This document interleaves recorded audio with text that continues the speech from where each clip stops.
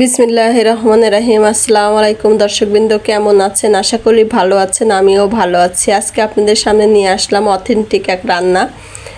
সাধারণ সিম্পল একটা জিনিস দিয়েও অসাধারণ করে তোলা যায়, সেটা হচ্ছে পাঙ্গাস মাছ।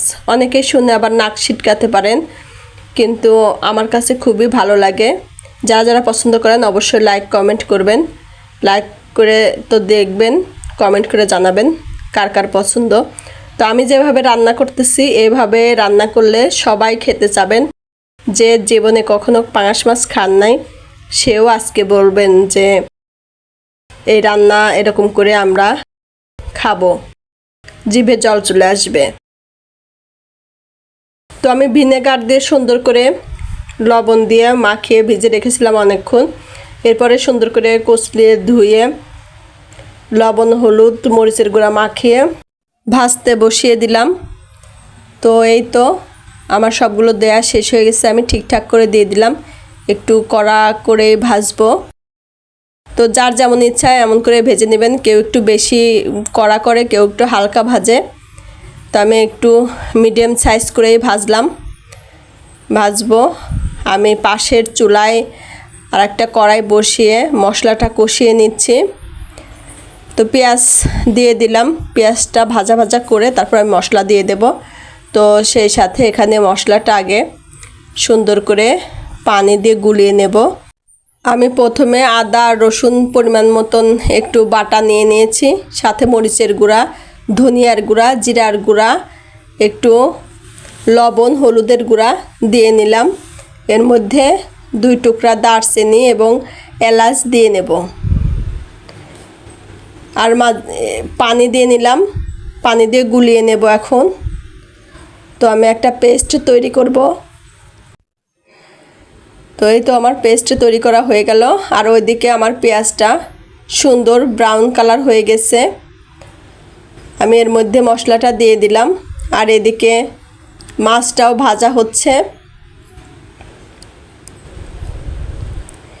আপনারা এভাবে একবার বানিয়ে খাবেন, অবশ্যই ভালো লাগবে খেতে।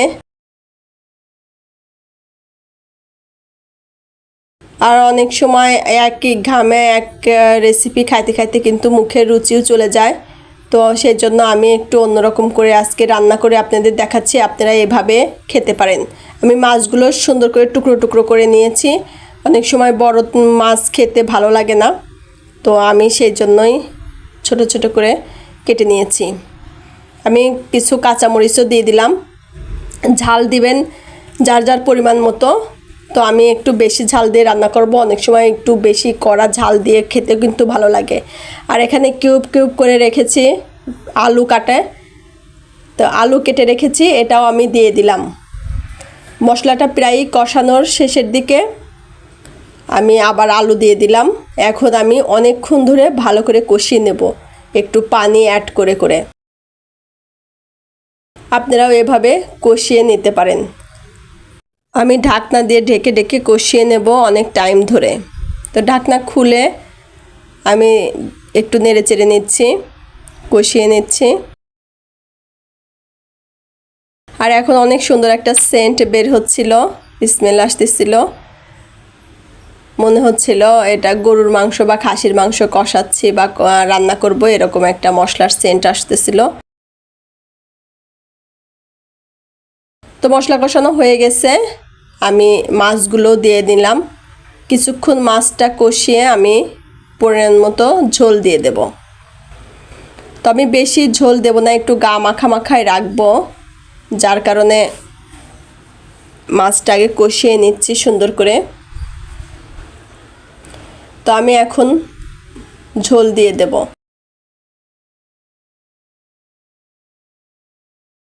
কষানো দেখলেই বুঝতে পারতেছেন কতটা হয়েছে।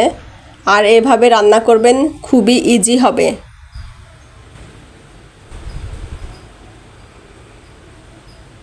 দেখতে পেলেন আমি কতটুকু ঝোল দিলাম, শুধু আলু আর মাছটার মধ্যে যেন সুন্দরভাবে মশলাগুলো ঢুকে যায়, যার কারণে আমি একটু পানি দিয়ে আমি বেশি জোরে জাল দেব না, আমি একটু মাঝারি হিটেই রান্নাটা করব। কারণ ঝোল অল্প দিয়েছি তো সেজন্য। এখন অদ্ভুত একটা ঘ্রাণ আসতেছিল।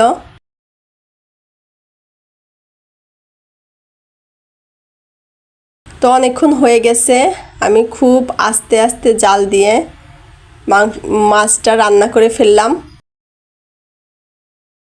আর এই পর্যায়ে আমার কিন্তু হয়ে গেছে, আমি এখন দেখে চেখে নামিয়ে নেব, আপনারা চেখে নামাবেন। এই তো দেখেন পরিবেশন করে দেখাচ্ছি কতটা লোভনীয় হয়েছে আর কতটা কালারফুল হয়েছে, দেখলে কিন্তু বোঝা যাচ্ছে।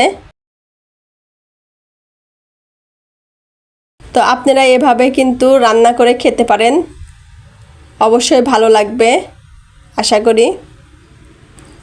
দেখে নেন কত সুন্দর হয়েছিল, খুব সহজ এবং খুব দ্রুত এরকম করে রান্না করা যায়, সবাই পারবেন। আমার ভিডিও যদি কোনো ছেলে, ব্যাচেলার ছেলে দেখে থাকেন, তাহলে ব্যাচেলার ভাই তোমরাও পারবা আশা করি।